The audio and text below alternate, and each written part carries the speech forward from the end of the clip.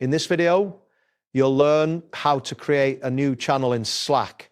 By following these steps, you will be able to set up a dedicated space for your team discussions and collaboration. Begin by navigating to the Slack application on your desktop or mobile device. If you are using the desktop version, ensure you are logged in to your workspace. You can recognize the correct screen when you see your workspace name at the top left corner of the Slack interface. Next, look for the plus icon located next to the Channels section in the sidebar. This icon typically appears as a small plus sign. Clicking on this icon will open a pop-up menu with options related to channel management. Make sure to wait for the menu to fully load before proceeding. After that, select the option labeled Create a Channel.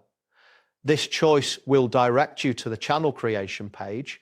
You will see fields for entering the channel name and other settings.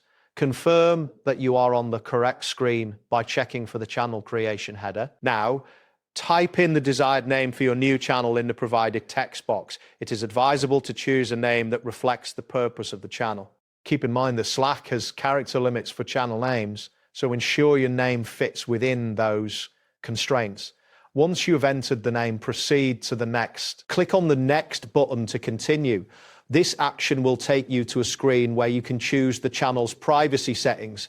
You should see options for creating a public or private channel. Allow a moment for the system to process your input before moving forward. At this point, you will need to select the option labeled Public. Anyone in workspace name, this setting allows everyone in your workspace to join the channel. If you prefer a private channel, you can choose the corresponding option instead. Make your selection and verify that it is highlighted before continuing.